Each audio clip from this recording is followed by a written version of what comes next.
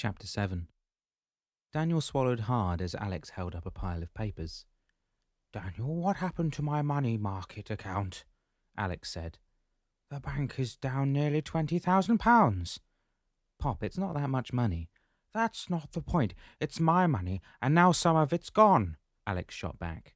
"And all these checks, what's with all these supplies you've been buying, and this rental down at the marina? My boat is there, and the slip rental is nowhere near this much. What did you do to the account?" I needed a workspace, Pop, for my new project, the Sub-Zero. Sub what? Wasn't that an animated Batman movie or something? Yes, but that's something completely different, Daniel replied. I've been perfecting a system to destroy hurricanes, and now it's been accepted by the government for preliminary testing. Isn't that great, Pop? Just think, no more hurricanes. Huh? Daniel, enough with your silly inventions. They're nothing, and you're nothing. Pop, try and see the big picture here, Daniel begged. I've finally found something I'm good at, and that works. Why, you should see what I've done with my car. Alex rolled his eyes and threw the paperwork in his hands at Daniel. Oh, enough with your silly ideas. Daniel, you're living in a dream world, and it's time you stop it all and grow up. Why can't you be like your brothers?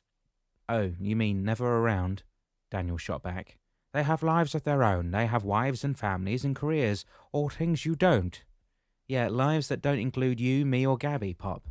When you are going to wake up and realize that they don't care one iota about you. Enough, Alex bellowed. The money, Daniel, that's the important issue. Where did it all go? Like I said, Pop, I used it for my research into perfecting the Sub-Zero system. You don't have to worry. Once the project is fully funded, we'll be reimbursed by the... I don't want to hear about your any silly sub-whatever garbage. How could you steal from me? Pop, that's unfair, Daniel said, deeply hurt. You put my name on all of your accounts so I could handle things if you got sick. Technically, I've done nothing illegal, and you'll get all the money back in a few months. Oh, don't give me that technically garbage, Alex replied. It was still stealing. What's this really all about, Daniel? Your mother?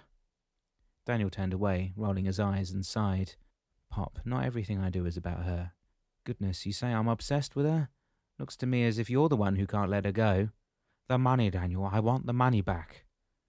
Daniel turned to face him. You want it back? Fine, I'll get you every penny plus interest. With that, Daniel marched to his room and slammed the door behind him. That night, as expected, Alex got royally drunk. He truly tied one on. Daniel didn't even bother hanging around for dinner. He just slipped out and went to eat with Gabby. He also didn't bother telling her what had happened between him and their dad. He didn't want to burden her. Returning home later, Daniel hoped that Pop would be passed out on the couch. He stepped inside and was immediately disappointed. Alex, his eyes rolling about, sat on the couch. Oh, you came back, huh? Pop, just lie back and watch TV, okay? Where'd you go? Alex said, slurring his words. I bet you went to the old place, didn't you? No, to dinner with... Ha! Alex snapped. Don't lie to me, my boy. You're no good at it. Why do you still go on about her? She's gone. You've got to move on. We've all done it. Why can't you? Pop, let it go. It's true. I've learned to put the past behind me. Gabby and your brothers have. Why can't you? Dagnanit, you've been nothing but a disappointment to me ever since she died. You don't have the brains or heart of Patrick. You're not as thorough and thoughtful as Phil and Gabby. You can't hold a candle to her. A disappointment. That's all you've ever been to me. A failure. That's what you are. Unless you cut free of the past, you'll never amount to anything.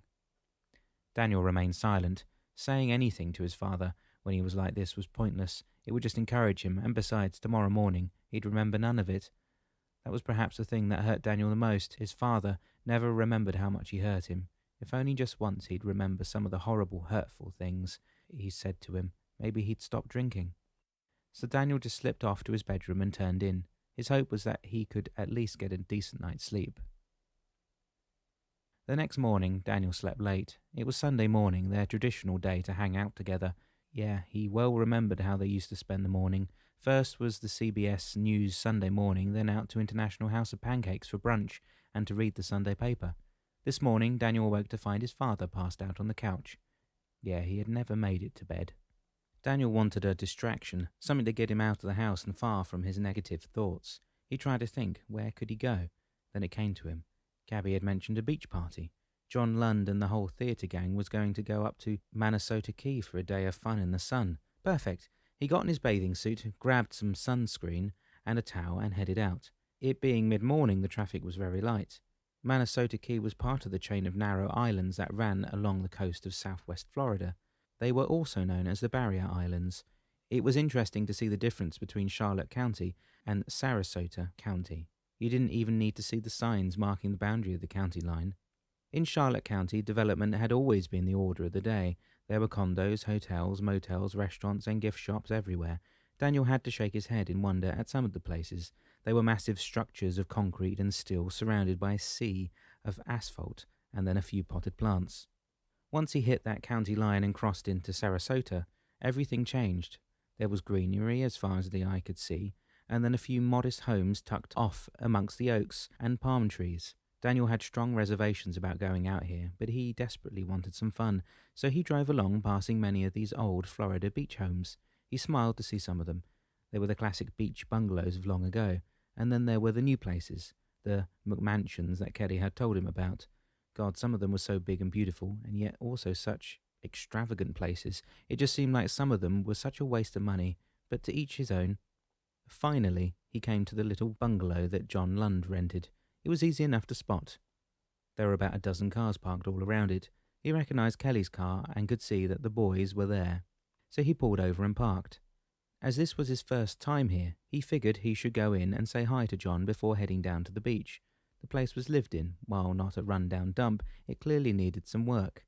The flagstones that made up the walkway to the front door were beaten and cracked, and the paint was peeling from the eaves of the house. Still, for a simple college professor, it was adequate. Daniel stepped up to the screen door, which had several holes in it, and knocked. "Yo, anyone home?" he called out. "Come on in," John called back. Daniel opened the door and stepped into the large and spacious main room. The space was almost a studio apartment. The living, dining, and kitchen areas were all one large room. Off to the right was a doorway that clearly led to the bedroom. Daniel had to grin. John's bedroom was as messy as his. Such was the life of a bachelor. The furniture was like the house, rather old and worn, but still usable and clean, although the hardwood floor and rugs looked like they had about an inch of sand on them. John stood at the old gas stove and stirred a huge pot of spaghetti sauce. Daniel sniffed. Not bad. A bit more garlic would be good, but who was he to criticize another man's cooking? Besides, not everyone had grown up with an Italian mother. "Hey, Daniel, good of you to make it," he said. "Well, I could use a bit of fun, so where is everyone?" "Down at the beach, setting up the volleyball net." "It's our traditional game to play." Daniel smiled. "Hey, now there's a game I can sink my teeth into." "Oh, you any good?" "Am I any good? I was on the high school team back at Venice High. We were undefeated. You need any help here?" Daniel said. "Nah, I'm good," John replied. "I'm just putting this on to simmer. We can play a few games and then come back here for a big lunch." "Okay, see you down there." Daniel headed out of the bungalow, crossed the street, and followed the well-worn path down to the beach. Before him was quite the great beach party. There were Kelly, Tony, Fabio, and Ronald, and a pretty attractive couple had their backs to him as they stood down near the surf. Also out in the water he could see someone splashing about and having a great time. Off to the right, up where the beach sands ended and the tree line started, was a small catamaran. Gabby had told him about that. It was John's new boat. Daniel smiled. Roscoe was tied up to the hull and had a little bowl of water set in the shade. That was Tony for you, always had his constant companion close by. Daniel stopped short as the couple by the water's edge turned to face him. Were they? Could it be? It was Greg and Anne. He smiled, dropped his gear and raced over to them. "Hey, you two, how you doing?" he said. "Well, I see the years have been kind to you both." They were a fine-looking pair. In their mid-30s, they seemed made for each other. Anne was curvy, yet not overweight, and Greg was a lanky fellow who loved to keep his hair long. He always did it up in a long ponytail, and had a neatly trimmed beard and great long sideburns. If Daniel remembered correctly, they were called mutton chops. Both looked fine in a bathing suit, and Anne had a simple little sheer skirt around her waist. It helped to lessen the look of her being a little too broad in the hips. Such is a problem with getting older. Anne gave him a big hug. "Oh, always one to use flattery, aren't you?" Daniel laughed. "Hey, it's not mere flattery if it also happens to be the truth, mid-lady. Greg, good to see you, man." The two shook hands, Greg giving him a big grin. "And you? We knew you were here when Jessica came home from dance class and announced wedding plans." "What? Wedding? What wedding?" Anne laughed. "Oh, didn't she tell you? Jessica informed us that when she grows up, you two are getting married." Now I understand," Daniel replied. "Oh, She is something, isn't she? Greg nodded. Yeah, that's our girl. So, where is she today? Got another dance class? Daniel said. Anne pointed out into the water. Oh no, she's splashing around out there. She's as home in the water as she is on the dance floor. Yeah, but you just wait, Greg said. The second she sees you, she'll make a beeline for you. Daniel opened his mouth, but never got to speak. Daniel, Jessica called out. They all turned, and there was Jessica bounding through the surf. Daniel dropped to one knee as she reached him, and they hugged. Well, aren't you just a little water baby, Jessie? He said. I'm not a baby, she snapped. Now come on, you have to come with me. She grabbed him by the hand and began dragging him toward the water. The adults chuckled, and Daniel looked at Greg and Anne. I guess I'm being paged. See you guys later, he said with a grin. Kelly was just finishing with the volleyball net and saw the little exchange between Daniel and the family. Getting up off her knees, she brushed the sand off her and crossed to them. Even the happy trio, Fabio, Ronald and Tony, did likewise. Ah, that's our boy, Ronald said. Fabio nodded. Yeah, he's in his true element now. We'll have to start a game to get those two out of the water. This is normal for Daniel? Tony asked. Anne nodded. Oh yeah, he's been Jessica's playmate since she was a toddler. Ah, that's rare, Kelly said. Generally, single adult men don't care to be around kids. Yeah, it's such a pity, Greg said, the regret clearly in his voice. But we've known Daniel for what, 10 years? The man is such a contradiction, huge intellect yet a total innocent. Fabio laughed. Oh, yeah, that is so true. He may be physically older than Ronald and me, but it took the two of us to get him his first date. I've heard of people like that, Kelly said. In fact, there's a form of autism called Asperger's syndrome that describes people like that. The others all looked shocked. Autism? Anne said, her voice betraying her surprise. Wow, I never would have thought of that, Greg said. I thought autistic people were always, special. Tony grinned. Well, what's that old joke? I know I'm special, but who's Ed? How do you know about it, Kelly? My older brother has it. The guy is a super genius, but he is so socially inept he can barely hold a conversation with a woman without going on about real estate. But that's another thing about people with the syndrome. They often have a subject that they obsess on, and it can completely consume their lives. That would be storms for Daniel, Greg said. Well, that's ever since the big storm, Anne added. Kelly detected the general feeling of discomfort pass among Greg, Anne, Fabio, and Ronald. Tony looked completely unknowing. That made her feel a little better. At least she wasn't the only one to be out of the loop. She tugged on her hair. Was it okay to ask what they were talking about? What are you guys talking about? Tony asked. Kelly was actually relieved. At least she didn't have to ask. Greg looked over his shoulder. He was obviously checking on where Daniel was. Kelly cocked her head to the side slightly to see around him. Daniel was standing out in the water, bent over, and Jessica was standing on his back, preparing to jump off.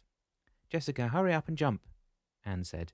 Daniel is going to drown if he doesn't come up for air soon. Jessica giggled and jumped. Daniel stood up, sucked in a deep breath, and wiped his face. Again, Jessica squealed. Without a word, Daniel again bent over. Greg turned back to face the others. That man has a patience of Job. The stuff he puts up with from her. Anyway, 10 years ago, Daniel and his family lived out here on the quay. Fabio pointed to the north. Yeah, their old place is just about a mile up the road. Fabio, don't point. Ronald scolded and waved at him to lower his hand. Sorry, Fabio said. Daniel's dad took the family sailing and they got back just before a hurricane hit, Greg said. Because of that, they didn't hear the news about where the storm was heading. They didn't get the news on the radio or TV, Kelly said. Nope, Greg said, shaking his head. Daniel's dad has never been very good about maintenance. His marine radio was busted and he never turns on his car radio. The man is a great storyteller. Anne nodded. Yeah, you ride with him, you get an earful. He'll tell you his life story. So they get home, Greg said, go in the house and finally turn on the TV. That's when they learn that the storm, which was supposed to hit Tampa, was heading their way. Of course, by then it was too late to get out, Anne said. The storm hit, the house was torn to shreds, and Nicole... Nicole? Tony said. Daniel's mother. And now there was a classy lady. Fabio laughed and rubbed his ample belly. Yeah, I'd say most of this was due to her good cooking. Yeah, but in high school, the joke around campus was that people wanted to be Daniel's friend just to get invited home for dinner, Ronald said. Mrs. Mayhew was famous for cooking for 20, and that was when there would only be 5 for dinner, Fabio said. Italian? Tony said. Greg nodded. Tony grinned. Ah, that explains Daniel's ability to withstand my garlic bread. A collective huh passed through the group and Tony laughed. The first time I have company, I always make them my world-famous garlic bread. Tony explained. Most people, they just about gag on it. Daniel, he said it needed more garlic. Just about knocked me for a loop. A guy from New England, and with a name as American as he was, able to stomach my garlic bread. I thought I was losing my touch. And there then followed a collective, as everyone clearly got it. So Daniel's been obsessed with storms ever since? Kelly said. Greg nodded. Yeah, he's a regular storm chaser. Any place that a storm was brewing, he'd go there. Personally, I think he has some sort of death wish, Ronald said. Fabio snorted. Ron, 2 semesters of psych classes do not make you a therapist. I think he sees storms as his opponent and he's out to defeat them. Kelly tugged on her hair. Could be a little of both. So is that what led to his father drinking to excess? Anne gave a sad sigh. Oh, you've seen him like that. Kelly nodded. Yeah, when Tony and I went over at his house to work on some things, he was pretty tight.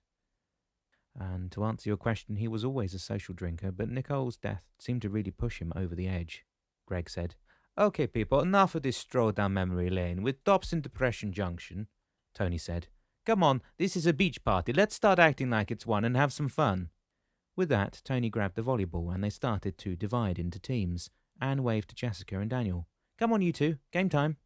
A moment later, Daniel bounded out of the water, Jessica on his shoulders.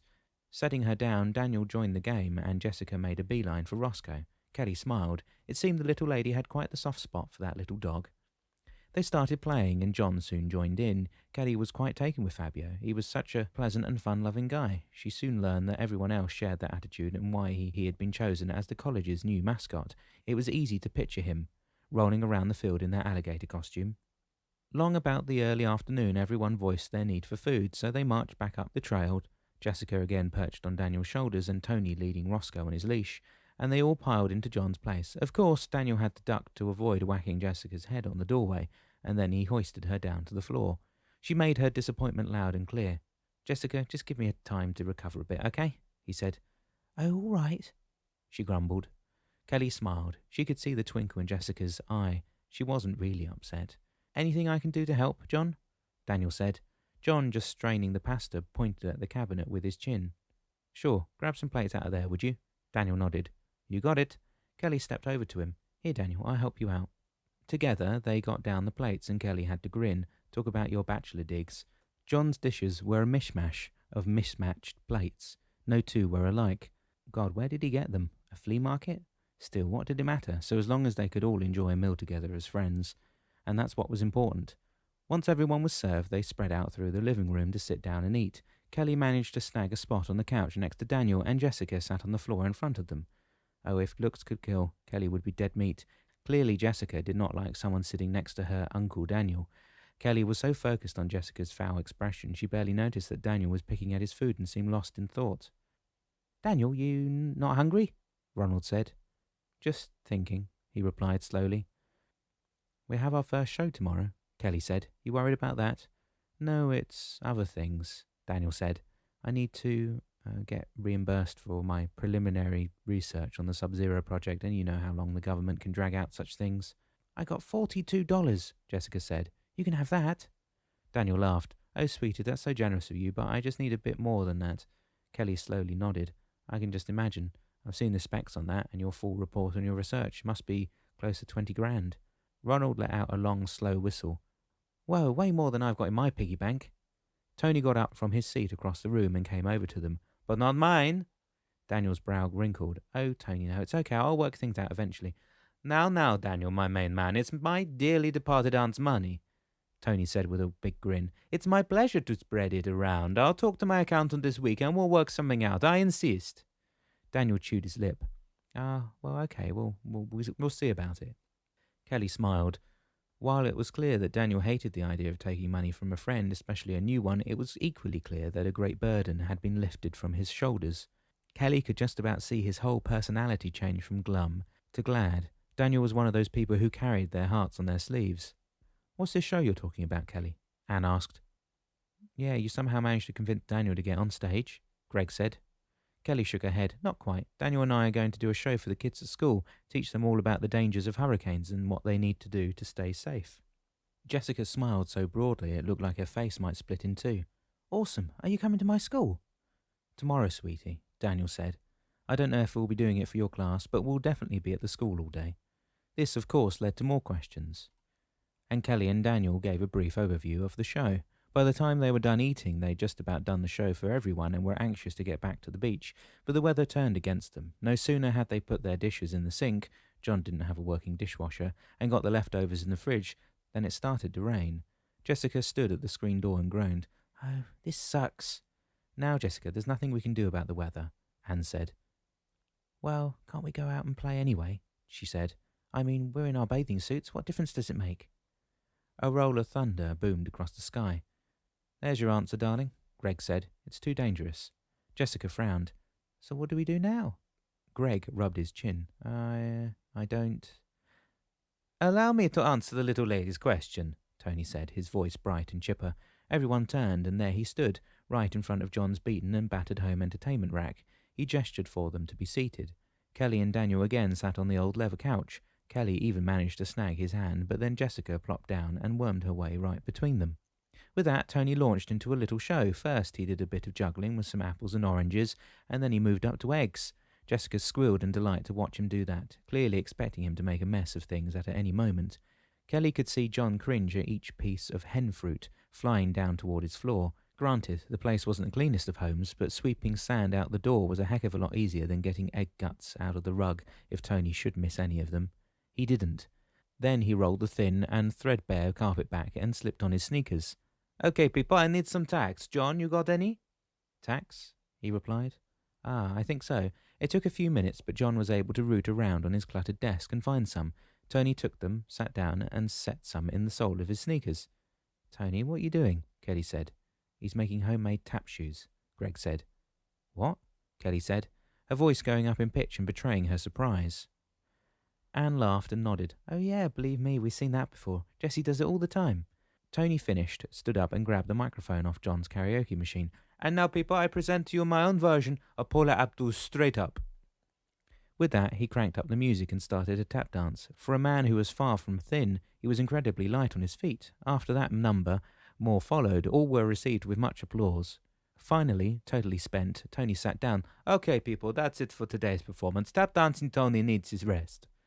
Everyone gave a final round of applause, and Jessica jumped up to take his place. By now, the rain had stopped, and then the sun was out again. But no one was in any hurry to head back to the beach. Jessica did the full list of Shirley Temple songs and then dragged Daniel up to do Me and My Shadow. It was clear that they'd done the song before. They had a whole routine that went along with it. Kelly had to wonder. Daniel was such a great performer. She could see that he and Gabby both had talent, so why didn't he go out for the theatre? Maybe if she went out for a show and gave him a bit of encouragement, he'd give it a try. Plus, there was their show. Tomorrow would be the big test. Just how would he handle doing it in front of others? Long about late afternoon, they all decided to pack it in. Jessica was disappointed. She'd wanted more time at the beach, but as her parents pointed out, it was getting pretty chilly, and they were definitely not dressed for the falling temperatures, so it was decided to call it a day.